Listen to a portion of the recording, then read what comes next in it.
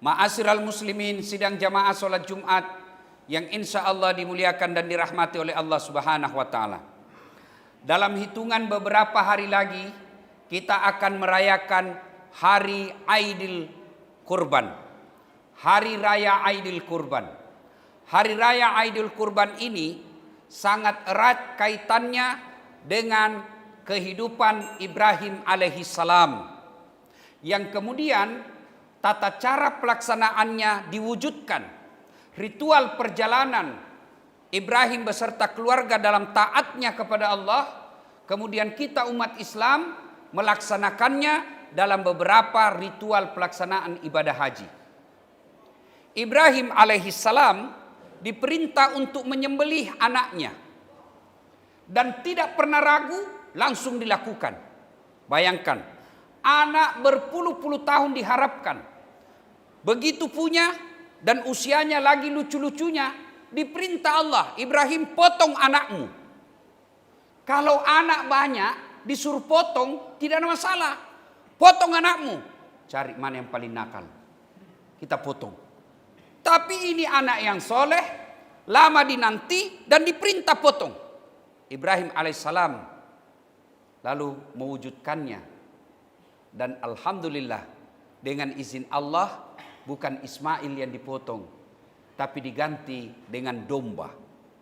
Pelajaran pertama, kalau Allah perintah apa yang Allah minta, jangan tawar. Sami'na wa ata'na. Alhamdulillah Allah tidak memerintahkan kita sembelih anakmu. Allah cuma minta sembelilah kurban. Kalau kita mampu, kalau tidak mampu, Allah tidak mewajibkan. Sekarang ini banyak yang ribut di medsos. Potong kuku, potong rambut. Itu persoalkan padahal tidak ada disiapkan binatang kurbannya. Padahal jauh lebih penting kau pikirkan ada binatang kurbanmu daripada pikirkan itu gunting rambut, gunting kuku. Gunting kuku, gunting rambut, berbeda pendapat ulama. Ulama pertama mengenai, mengartikan hadis itu, jangan potong rambut dan kukumu. Tujuannya apa? Selama tidak memotong selama 9 hari itu, tujuannya apa? Kau rasakan seperti orang yang wukuf di Arafah. Tujuannya itu. Tapi ulama kedua memaknainya, yang tidak dipotong rambut dan kukunya bukan yang mau berkurban, tapi binatang kurbannya. Nah silahkan, yang tidak mau potong kukunya silahkan, yang mau potong silahkan, karena itu hanya sunnah. Sunnah artinya dilakukan berpahala, tidak dilakukan tidak mendapat hukuman. Bapak mau potong rambut silahkan, tidak mau potong rambut juga tidak apa-apa. Yang lebih penting sebenarnya Bapak pikirkan, Bapak sudah punya binatang kurban atau tidak? Tidak mampu Ustaz, HP-mu harga 3 juta. Pulsa tiap bulan 500 ribu. Kalau sudah punya HP, punya motor, kau tidak pernah kurban, bukan kau tidak mampu, tapi kau pelit. Maka robah kombo, kurban. Mereka yang sudah mampu dan tidak mau berkurban, hati-hati. Nah sekarang poin pertama. Poin kedua, sesungguhnya yang paling penting lagi setelah kurban, dibagi-bagikan dagingnya ke orang tidak mampu. Yang paling penting ajaran kurban adalah menyembelih binatang. Hakikatnya, fisiknya kita sembelih binatang, kita potong lehernya. Tapi pelajaran hidupnya, potong sifat-sifat binatang yang ada dalam dirimu. Itu pesan agamanya. Yang sampai kepada Allah takwanya. Tidak sampai dagingnya kepada Allah. Tidak sampai darahnya kepada Allah. Tapi yang kita harapkan adalah sembelihan itu. Yang kita potong lehernya itu binatang. Sifat-sifat binatang yang ada dalam dirimu kau potong. Apa sifat binatang? 1. Sampai sekarang ini tidak ada binatang yang suka pakai baju. Sapi, Bapak tahu sapi? Tahu sapi toh?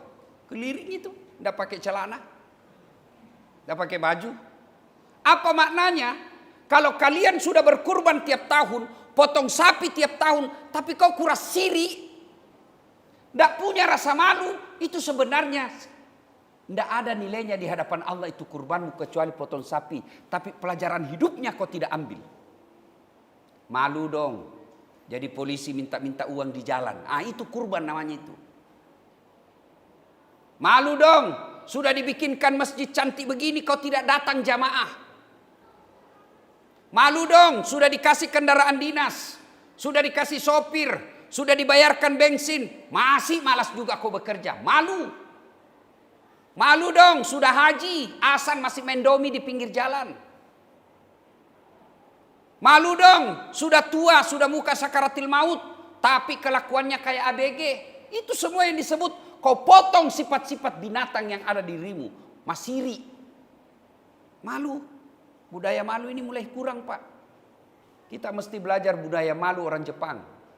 Itu orang Jepang baru dituduh, baru dicurigai, sudah mundur dari jabatan, bahkan dia bunuh diri. Kita di Indonesia budaya malu hilang, Pak. Narapidana mau lagi jadi caleg. Sudah nyata-nyata pernah di penjara, mau lagi jadi gubernur, mau lagi jadi... Hilang rasa malu. Maka ajarkan rasa malu. Kalau kita sudah punya rasa malu, berarti kita sudah potong sifat binatang dalam diri. Malu dong. Setiap Jumat terlambat saja. Dia itu mukanya yang selalu terlambat. Hafal-hafal mukanya. Dia juga itu minggu lalu. Lihat itu. Dan lihat mukanya tadi yang terlambat datang. Paling cepat itu pulang nanti. Lihat aja. Dan dia tidak malu. Dikasih tahu begini tidak malu. Hilang. Malu adalah pakaiannya orang yang bertakwa. Ada 6 sifat yang menghancurkan amal-amalmu kata Nabi. Sittatu asya'in tasidu. Sittatu asya'in tukhbitul amal. Ada 6 sifat yang menghancurkan amalmu. Satu diantaranya qillatul haya, makurasiri, kurang rasa malu. Sifat binatang, tidak ada rasa malu. Yang kedua, Bapak lihat deh nanti kalau hari-hari raya penyembelihan, lihat nanti. Sapi, ada 3 sapi. Satu diikat, dibanting, dipotong. Yang di sampingnya, enak aja itu makan. Tidak nak urus temannya. Apa artinya? Kalau Bapak berkurban, maka potong itu sifat tenggang rasa, tidak peduli sama sesama. Hilangkan itu, potong itu sifat tidak pedulimu. Coba itu sapi, Pak. Temannya dipotong, dikuliti, di sampingnya tetap aja itu sapi yang hidup. Tidak ada ton dia pergi tanduk itu orang yang jangan kau ganggu temanku, jangan kau potong, ku tanduk kau. Kan tidak toh. Kalau Bapak berhasil kurban, potong itu sifatmu yang tidak peduli sama orang. Bapak hitam sholat, Senin Kamis puasa, 5 waktu berjamaah di masjid. Tapi tetanggamu susah, kau tidak pernah tolong, kau bukan orang mulia di sisi Allah. Orang mulia di sisi Allah, kata Nabi, khairun nas anfa'uhum linnas. Sebaik-baik manusia di antara kalian, yang paling banyak manfaatnya buat orang lain. Itu orang baik. Ada orang hitam jidatnya gara-gara sholat. Bagus jamaah di masjid. Bicaranya sanging agama. Tapi di komplek tidak ada yang senang.